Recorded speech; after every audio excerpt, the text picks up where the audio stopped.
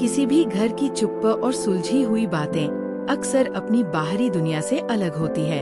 ऐसी ही एक कहानी है राजपुर गांव के एक बड़े से घर की। इस घर की सास रानी देवी और बहू मीरा के रिश्ते ने गांव में एक मिसाल कायम की थी। हालांकि शुरू में उनके रिश्ते में बहुत उतार चढ़ाव थे, लेकिन समय ने उनके रिश्ते को इतना गहरा बना दिया कि दोनों एक दूसरे के बिना जीने की कल्पना भी नहीं कर सकती थी। रानी देवी, जो इस घर की सास थी, गांव की सबसे सख्त और आदर्श महिला मानी जाती थी। उन्हें परंपराओं और संस्कृतियों में गहरी आस्था थी। वो हमेशा घर के हर काम में हस्तक्षेप करती, ये सुनिश्चित करती कि घर में सब कुछ परंपरागत तरीके से ही हो।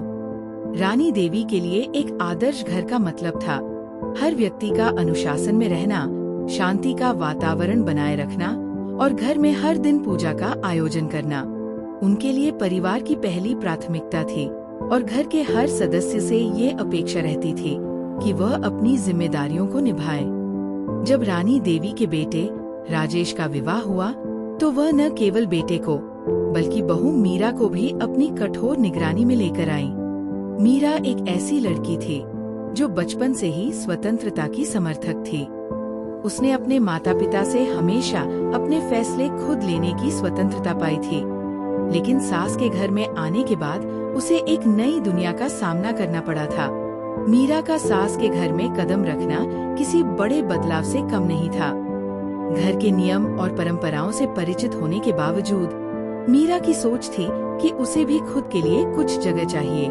उसे हमेशा से लगा था कि जीवन में सास और बहू के रिश्ते में आपसी समझ और सम्मान सबसे जरूरी है, लेकिन रानी देवी की सख्तियत के सामने मीरा की ये सोच बहुत बेमानी सी लगती थी। शुरुआत में मीरा बहुत संघर्ष करती रही। उसे रानी देवी की इच्छाओं के खिलाफ जाने का साहस नहीं होता था। हर छोटी बात पर रानी देवी उसे ये एहसास दिलाती कि वह किसी भी काम को ठीक से नहीं कर रही। घर का हर काम, खाना बनाना, सफाई करना, पूजा की तैयारी, यहाँ तक कि कपड़े धोना, सभी पर रानी देवी की निगाहें थी। मीरा को लगता था कि रानी देवी कभी भी उसकी मेहनत की सराहना नहीं करती। एक दिन मीरा ने खुद से कहा, मैं अपनी पहचान नहीं खोना चाहती, लेकिन मुझे सास को भी समझाना होगा कि मैं भी किसी से कम नहीं हूँ। वह दिन भी आया जब रानी देवी ने मीरा से एक बड़ी जिम्मेदारी दी, पूरे घर की पूजा का आयोजन करने के लिए।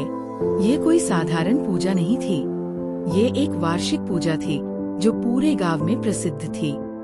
रानी देवी ने मीरा से कहा, तुम इसे बहुत अच्छे से करना, इस पूजा में कोई कमी नहीं होनी चाहिए। मीरा ने सोचा, ये तो बड़ी जिम्मेदारी है, लेकिन ये एक मौका है अपनी क्षमता साबित करने का। उसने पूरे मन से पूजा की तैयारी शुरू कर दी। उसने पूजा का सामान जुटाया, मंदिर को सजाया और पूजा की विधि को ध्यान से पढ़ा। लेकिन जैसे ही रानी देवी ने पूजा की तैयारी देखी, उन्होंने तुरंत कई गलतियां निकाल दी। तुमने फूल ठीक से नहीं सजाए, ये पूजा का सामान सही जगह पर नहीं रखा, तुम्हें और ध्यान देना चाहिए था। रानी देवी ने तमतमाते हुए कहा। मीरा को ये सुनकर दुख हुआ, लेकिन उसने चुपचाप जवाब दिया, माँ, अगली बार और ध्यान दूंगी। रानी देवी ने कहा, बस ये ध्यान रखना कि अगले साल कोई भी गलती न हो। ये बात मीरा के मन में घर कर गई। वह सोचने लगी, क्या कभी मेरी कोशिशों की कद्र होगी? हालांकि शुरू में दोनों के रिश्ते में खटास बनी रही, लेकिन समय के साथ मीरा ने समझ लिया कि उसे सिर्फ सास को खुश करने की कोशिश नहीं करनी है, बल्कि उसे अपना रास्ता भी बनाना है। उसने धीरे धीरे रानी देवी के साथ अपनी बातचीत को बेहतर करना शुरू किया। वह जानती थी कि सास की निगाह में उसे एक आदर्श बहू बनना है, लेकिन साथ ही वह अपनी पहचान और सोच को भी महत्व देती थी। वो हर दिन रानी देवी से कुछ नया सीखने की कोशिश करती। एक दिन रानी देवी ने मीरा को अपने साथ खेतों में जाने के लिए कहा। मीरा हैरान थी, क्योंकि उसे कभी ये उम्मीद नहीं थी कि रानी देवी खेती के काम में भी हाथ लगाएंगी। लेकिन जब मीरा ने देखा कि रानी देवी खुद खेतों में काम करने जा रही हैं, तो वह उनसे पूछने लगी, माँ, क्या आप हमेशा से इतना काम करती आई हैं? रानी देवी हंसी और बोली, अगर घर और परिवार को संभालना है तो ये सब करना पड़ता है। कभी भी काम छोटा या बड़ा नहीं होता। मीरा को ये सुनकर एक नया नजरिया मिला। उसने अपनी सास से न सिर्फ घर के कामकाज में बल्कि जीवन के प्रति दृष्टिकोण में भी बहुत कुछ सीखा। समय बीतते बीतते रानी देवी और मीरा के रिश्ते में धीरे धीरे बदलाव आया। रानी देवी ने मीरा की मेहनत और उसकी समझदारी को सराहा।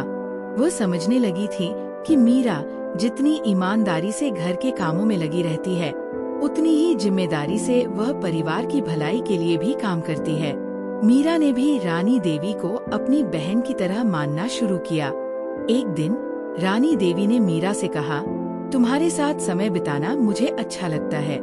मुझे अब ये महसूस होने लगा है कि सास बहू का रिश्ता केवल आदेश और पालन का नहीं, बल्कि समझ और प्यार का होता है।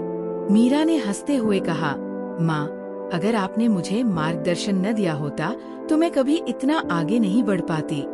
दोनों एक दूसरे की तारीफ करते हुए ये समझने लगे कि सास और बहू के रिश्ते में केवल प्यार और समझ की आवश्यकता होती है। जब दोनों एक दूसरे का सम्मान करती, तभी उनके रिश्ते की असली ताकत सामने आती। इस कहानी से ये शिक्षा मिलती है कि सास बहू के रिश्ते में बदलाव और सुधार समय और समझ के साथ आते हैं। अगर दोनों एक दूसरे की भावनाओं को समझने की कोशिश करें, तो रिश्ते में आ रही सारी मुश्किलें दूर हो जाती है। ये न केवल परिवार की शांति के लिए जरूरी है, बल्कि यह दोनों के लिए भी जीवन को और खूबसूरत बना देता है। रानी देवी और मीरा की कहानी ये साबित करती है कि अगर रिश्ते में प्यार और सम्मान हो, तो कोई भी मुश्किल नहीं आ सकती।